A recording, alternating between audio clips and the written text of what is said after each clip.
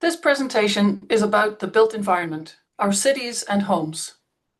As we combat global warming and climate change, the sustainability of the planet is our goal. By learning how we can achieve a socially equitable, fossil fuel-free, and environmentally respectful world, we will hopefully be able to leave a livable planet for future generations. How to do that? By reducing our reliance on fossil fuels, so that CO2 emissions stop and our planet can regain its environmental balance to sustain life. Global warming is the climate crisis that we face. Greenhouse gas emissions are the main problem that we must tackle. How do we stop emitting carbon dioxide into the atmosphere? How do we promote social equality through the choices we make about the built environment? How do we go forward with a more respectful relationship with nature? As an architect, I can take two directions to address the problem of climate change. Advocate for more efficient urban design and land use with a social conscience, and design better buildings. Sustainable architecture seeks to minimize the negative environmental impact of buildings through improved efficiency and moderation in the use of materials, energy, development space, and the ecosystem at large. Sustainable architecture uses a conscious approach to energy and ecological conservation in the design of the built environment. In North America and in Europe, the suburbs were conceived as a dream for the future. In an effort to give people their dream of property ownership that is so embedded in our sense of accomplishment, our sense of security, land was generously given over to create a great, healthy change from the foul and congested environment of the city. The low-density nature of these suburbs is what has led to our current tension between built growth and nature, between residential subdivisions and farmland. What was for 100 years considered highly desirable must now change in order to fight global warming. The suburbs as a social construct are based on a nuclear family model and outdated measures of success. Our new paradigm must respond to an entirely different demographic and different social values. Social equality must be baked in with policies that support a diverse community, where gender bias, discrimination, and pay inequality do not impact our lifestyle choices. In North America, the private car has for long been the expression of individual freedom and status. The ownership and reliance on private vehicles has resulted in development with more than 50% of the land being paved with asphalt. Land that has now lost its usefulness as Earth's lungs, land that cannot absorb rainwater. Car dependency has driven CO2 emissions through the roof worldwide. Whether commuting or transporting goods, the distances between home and work, between product sources and destinations, make a difference to our CO2 emissions. We must design our communities so that cars do not take up so much space on roads and in parking areas. Our natural environment is under threat from development.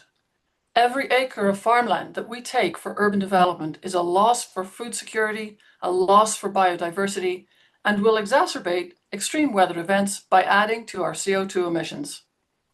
New development needs to be more frugal and more thoughtful about land use in response to the climate crisis. The threat of flooding is very present. As we pave more roads and driveways, that flooding threat increases. Extreme weather events create large volumes of water that have nowhere to soak in. Gravity will decide where it goes, and this is causing increased flooding events in our cities. This is the direct fault of our poor land stewardship. We must design our communities to leave natural areas intact and to recognize the flood control that is provided by soak-away surfaces like grass and fields. The region of Halton has a large watershed, rivers all flowing towards Lake Ontario. These are nature's plumbing system. Maintaining open land for the watercourses is critical if we're to avoid flooding threats. Halton is also one of the most built up and paved over areas of Ontario. Planning policies have in the past not taken into account the impact of development on our natural environment, and the cost is high. In order to combat the effects of climate change and global warming, the planning rules for development should change. We can no longer continue the pattern of development that we're used to. In my view, we have to stop thinking of adapting the type of development that we have and think about how to make a new kind of urban environment, an environment designed around and with nature. Key to this is density. Density will drive change. Low-density development, such as the suburbs, has been shown to be bad for the environment. It is wasteful of precious land. It contributes to car dependence and CO2 emissions. It reduces rainwater absorption and leads to flooding. It reduces local food production. It removes habitat for plants and animals, and it adds to global warming and heat domes. Building compact and efficient communities should become a new best practice. This slide shows how some GTA Ontario communities compare from a density standpoint. At the low end, it houses 30 people per hectare, and at the high end, up to 600 people per jobs per hectare. It's worth noting that a density of about 80 people per hectare is needed to support a functioning public transit system. A higher density than that is also needed to produce a walkable neighborhood, affordable housing, and a vibrant mixed-use community. Public transportation systems have been identified as one of the major keys to success in achieving a net zero future. A bus system will cause a reduction in cars and car parking spaces. Public transit is also needed to enable us to ditch the car. As well as carbon emissions from tailpipes, cars within our residential areas also take up a lot of space. Here we see a comparison of 2 parking spaces to a full 2-bedroom apartment. If we want to improve our land use, we need to prioritize how to make better use of it. Single-story shopping malls with a sea of parking are also a dreadful waste of land. These developments are the outcome of zoning constraints, parking requirements, and the lack of incentive to build more densely. Given the evolution of retail from stores to online, we should rethink this land use. Let's make the old shopping malls into vibrant mixed-use areas with reduced amounts of parking on transit lines and add compatible uses to make a more vibrant area. The same attitude of higher density should also be applied to these barren, car-centric main streets all over Ontario. These environments are not walkable. They are also uninteresting. Adding compatible uses such as residential apartments, offices, retirement living, etc., will invigorate our current single-use zoning areas and build more socially equitable neighbourhoods. Planning policy here in Ontario strives to achieve a target density of people and jobs, 60 people per hectare and 60 jobs per hectare. In this context, some of our worst land use examples are the low-rise warehouses, where acres of pavement and acres of asphalt roofs are built that give very little back, with very few jobs and a huge land requirement. More efficient building forms are badly needed. Land use policies are needed that tie land utilization to employment growth, and where incentives exist to make stacking viable and oceans of car parking unnecessary. Land use planning policies are also needed to create diverse and rich residential and mixed-use areas, which will better support the wide spectrum of our community. We have a significant problem of affordability. Density and variety will enable low-income, young, and single people to find affordable living options. We have to find a new paradigm for building, and in the process, find creative forms of housing, urban living communities, and build a foundation for a livable future. There are many, many forms of housing that double the current suburban density without becoming high-rise. A feature that is common to many of these developments is the reduction of outdoor private domain. and the introduction of semi-public and public outdoor spaces where neighbors can come together socially, kids can play safely outside their front door. Such developments also frequently remove cars, garages, and parking space from the residential core, making more space available at less cost to the environment. Here are some examples of planning ideas with higher densities, but also that strive to reduce reliance on cars and work with nature. Bedset in the UK is one of the early attempts to create a net zero community. District energy, natural ventilation, solar panels, mixed uses, and a car-free interior public space. Falls Creek in Vancouver set out to be a net zero energy community as a value add for the 2010 Winter Olympics. It has now become a desirable, walkable community, even though net zero has not been achieved. The density of this community is 250 units per hectare, or 500 people per hectare based on an average of 2 people per unit. Here's another example from Vancouver by a firm called Space Architects, where 2 heritage houses became 7 dwelling units, higher density and also a lower energy use per family. Well-designed intensifications like this will increase the existing low-density areas to be more efficient and more interesting neighborhoods. Sparenburg, near Den Bosch in Holland, is a residential community with a density of 50 people per hectare. Here are some pictures of that neighborhood.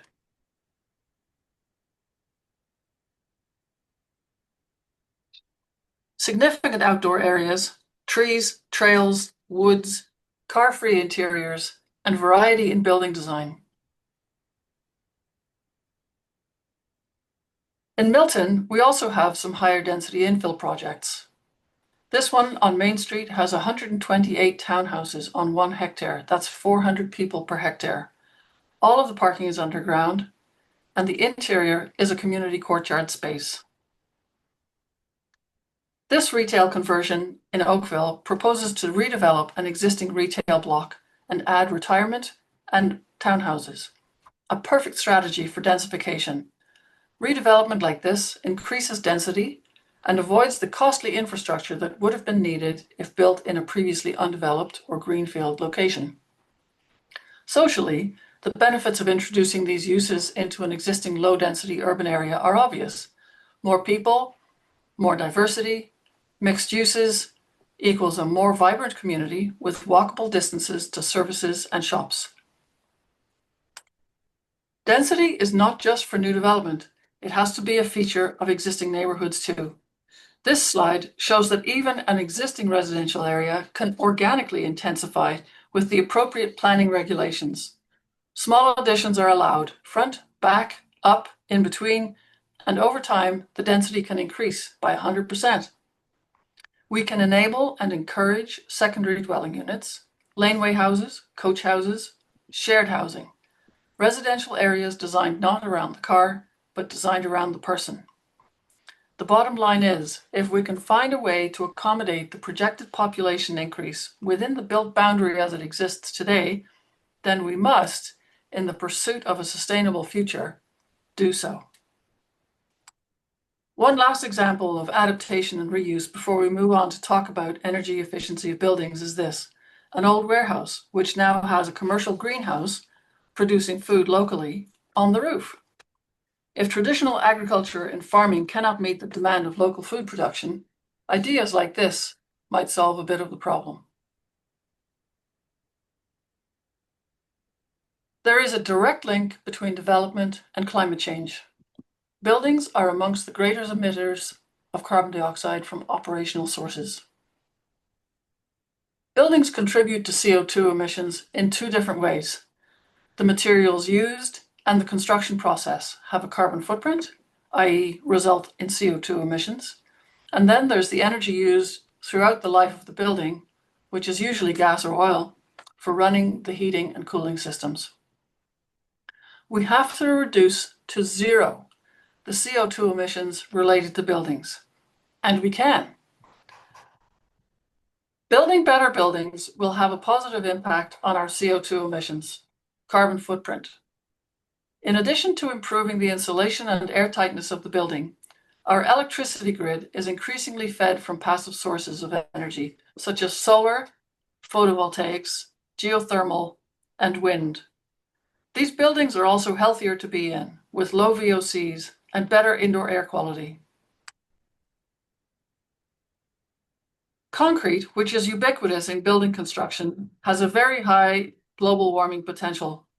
The process of making cement from limestone is CO2 intensive, and the concrete making it also CO2 intensive. The construction industry is producing increasingly good materials that don't use fossil fuels and that enable us to design high-performance buildings. Here in Canada, winter temperatures can drop to minus 20 degrees in the winter, and in the summer rise to plus 30. The building envelope, as it's called, or the shell of the building, needs to be a warm blanket in the winter and protection from heat in the summer. How well or how badly we build the shell is directly connected to the amount of energy that you will need to run the heating and the cooling systems. In order to build better buildings, we can both build a better shell and we can reduce the surface area of the wrapper. Both of these strategies will make a huge difference. In order to minimize the energy needed to heat and cool our houses, current best practices include using passive sources of energy, including solar photovoltaics and geothermal heating and cooling, but also passive house principles of highly insulated walls, avoiding thermal bridges, and avoiding air leakage, optimizing window locations, installing triple glazed windows, and heat pump technology for the heating and the cooling systems. Windows are the weakest part of the building envelope. They let through a lot of heat or cold compared to solid walls. If you see an office building that has the same amount of windows on all four sides, you know immediately that the designers did not take any account of the sun, the wind, or energy losses caused by the building envelope. Windows facing west will result in a lot of heat buildup in the afternoon on a sunny day. Windows on the north face will result in zero heat gain. So the amount of windows and the size of the windows should be different on each face of the building to optimize heat gain, shading from the summer sun to minimize heat loss. Other things to do include better levels of insulation, making sure that there are no air leaks, think about the windows, design the air handling system to ventilate adequately for the number of people living in the house and no more. These combined strategies make what is called a passive house. The shape of your home also matters. The wall surface area of an apartment is much less than the exposed surface area of a freestanding house for the same amount of floor space. This slide shows two examples of an apartment 93 square meters in area. The pink areas are the exterior wall surfaces in each case. And as you can see, in a mid-floor apartment, the wall surface area is 74 square meters compared to the bungalow on the right, which for the same amount of floor area has a heat loss area of 279 square meters, meaning that the house will need 3 times as much heat as the apartment. An increasing number of architecture firms are promoting net zero design and reducing carbon content. A net zero building is one where the energy used to make and operate them is reduced to a minimum and then balanced by carbon offsets in the form of passive energy to result in a net zero of carbon emissions. By using less energy, not only will we pave the way to a clean, zero carbon future, but renters and owners will also save money on energy bills. Positive change for our sustainable future requires all these themes to come together. We must reduce the amount of land that we use for cities, reduce the amount of asphalt, and quit our addiction to gas fuel modes of transportation. And we must reduce CO2 emissions related to buildings, reduce the use of materials with a high global warming potential, and use the environment to guide the design. We must also consider the social implications of our land use decisions. A sustainable future also means that we use land more equitably for a broader spectrum of people. We can work towards the idea of a 15-minute city in which we can access all of our daily needs, services, and shops within a 15-minute walk, bike ride, or bus trip. Farmland and farming must be given importance in planning by acknowledging its value, by incentivizing the continuation of farming, and by supporting the agricultural sector. We can respect the natural environment by protecting natural systems such as rivers and natural habitat, by prioritizing fresh air, clean water, and public access, by measuring the CO2 emissions of a proposed development and using that information to inform decisions. Social gathering spaces and placemaking generally will contribute greatly to our well-being and community.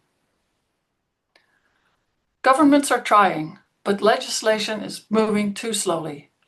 But we don't have to wait. We can cause change by our own behavior and purchasing choices.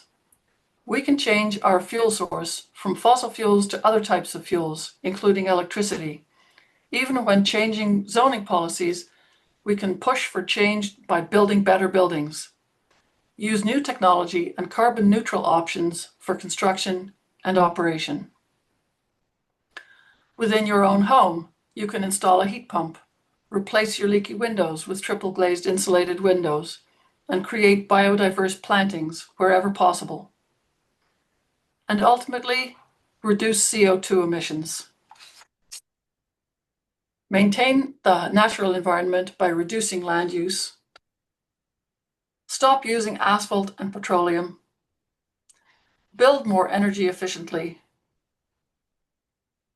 And use non-fossil fuel sources for heating and cooling. That concludes this presentation. Thank you.